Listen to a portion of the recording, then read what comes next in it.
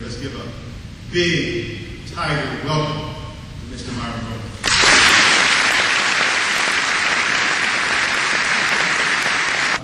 My parents are from Nassau, Bahamas, and my brothers are actually from the Bahamas. I was born here in the United States.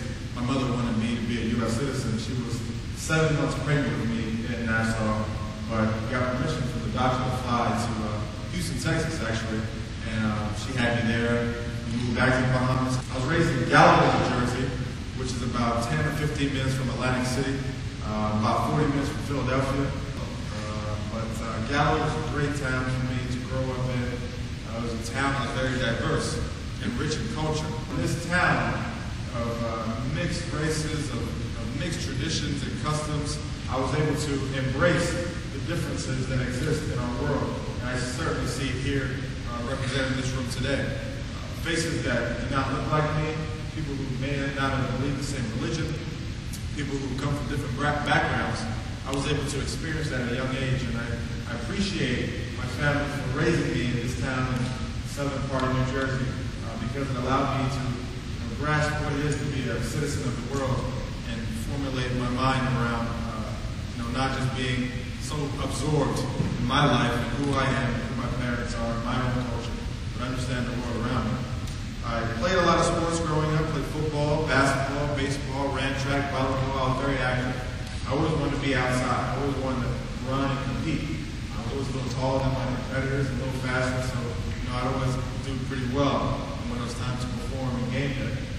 I also did well in school. My parents, they pushed me hard. They pushed me hard in primary and middle school. So these lessons and these sort of rules that my parents had put in place for me and my 4 older brothers made me understand and appreciate the fact that they put a premium on education, that it was very important to them, that they came from the Bahamas so that me and my 4 older brothers could have the opportunity to grow, maximize our potential, fulfill our ability, and really have no ceiling on our growth, so that we could be whatever we wanted to be, but we had to lay a foundation of education, and they stressed that very early. So I think I was always a student athlete. It didn't just start at Florida State University. It happened when I was younger as well, primary and middle school. As a freshman in high school, I got offered a full scholarship by the University of Oklahoma, where your president came from. I went out to Norman and was covering receivers and knocking over some tight ends. And, I've always been, a real good cover person, when I'm playing safety, so it wasn't hard to cover running backs and tight ends. They were kind of slow to me. Receivers were a little faster. They gave me some challenges, but tight ends and running backs, they were pretty easy. So when I got to Florida State, I played as a true freshman on the football team, was ACC Defensive Rookie of the Year, but became an All-American, and I was projected to go in the first and second round of the 2009 NFL Draft.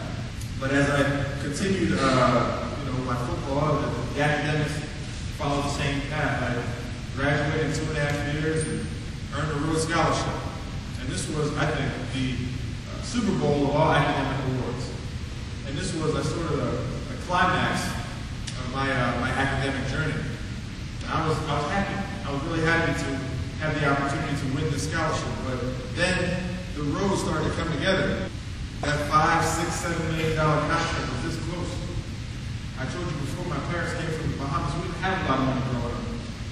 We weren't very rich. So I'm going to be 100% frank with you. I'm going to keep it real, as we say, and tell you that passing up that money was a hard choice. And then just the opportunity to play in the NFL. I've been dreaming about that since I was a young boy, right? But this Rhodes Scholarship opportunity was just too great to pass up. So passing up the NFL and decided to go to Oxford. In the meantime, I developed a foundation that has done some pretty unique things. So it's wonderful things that happened for me since I graduated from Florida State. It's wonderful things that happened for me since I won the Rhodes Scholarship. Just opportunities and doors have continued to come in my path and my journey. And it's really nothing because of me. I don't feel that I'm any more special than you all here today, but I feel it's because I acknowledged what my strengths were. I humbly acknowledged what I'm not good at. I know I'm not a good writer. I know I'm not good at, meeting and shaking hands like a politician. That's not my strength. These are my shortcomings. But I know what I am good at. I know that I've been a scholar my whole life, and I know that I love school and love being intelligent, love being smart.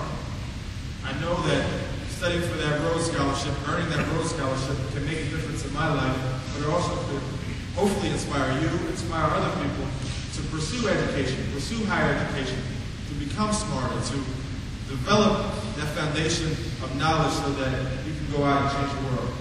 I know my strength is football. I've been playing it since I was 7 years old. And my brothers taught me the game. It afforded me a scholarship to Florida State. It's taught me values and principles that I use on the field and off the field, and the value of hard work, preparation. I also learned teamwork, in my sport. And all of you know this as well. And in life, you're going to come across people that you may not know, you may not like, you may not want to be around, you may not connect and vibe with. There are going to be those times. But if you have a goal and a task to accomplish, be a professional about it. Be mature about it. Put aside those personal disagreements and work together to get the job done. That is a mark of a successful team. That's a mark of a person who understands the end goal. That's very important, and your sport teaches you that. And I think the other thing that football has taught me, which I continue to use, and it's so important, is mental toughness.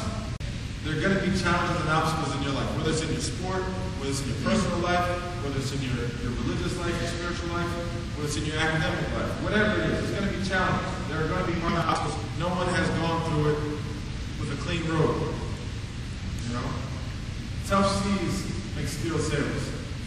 Successful people brush themselves off and continue to move forward. The weak-minded people who don't make it are the ones who say, woe is me. It's too hard.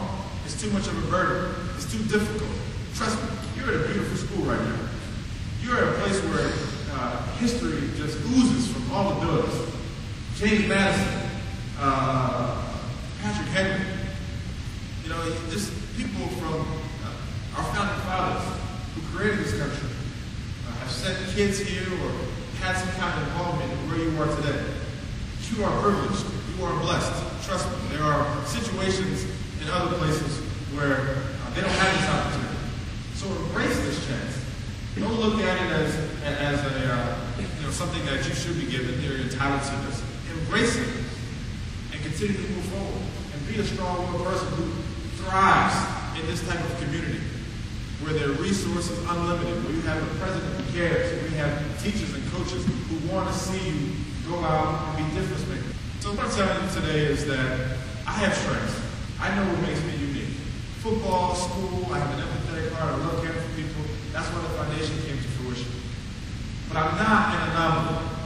I'm not an aberration. I may have grew up in New Jersey, I may have went to school at Florida State University, I may be going to Oxford next week, but I'm no different. Because it's the thing that makes you special is going to set you apart. What are you good at? What are your talents? It may be, building, taking apart things. It may be your sport. It may be playing a musical instrument. It may be debating. It may be writing. It may be the next writer for the New York Times or the Washington Post or whatever it may be. That may be your talent. But you're now at the point, the stage of your life that you can start understanding your purpose and who you are. You are an athlete, yes. And that athletic part of you has shaped your ideology and who you are. But you're more than an athlete. I consider myself more than an athlete. I consider myself a thinker. I consider myself a doer. I consider myself a difference maker. I'm not that much older than you. I may be as old as some of you. But I've seen what this formula, what my life has done for me, how it has changed who I am, and how it hopefully can help impact and influence your path and where you're going. I know that when I read about you guys overseas, bored at Oxford, I don't know if I'm going to be bored or not, but I know that I'm going to read about you doing great things on the field. Your quarterback, I believe, is throwing 400 yards every game, or something like that. Your offense is incredible. You have a great school, and you just have all of the opportunities in front of you to make some things happen.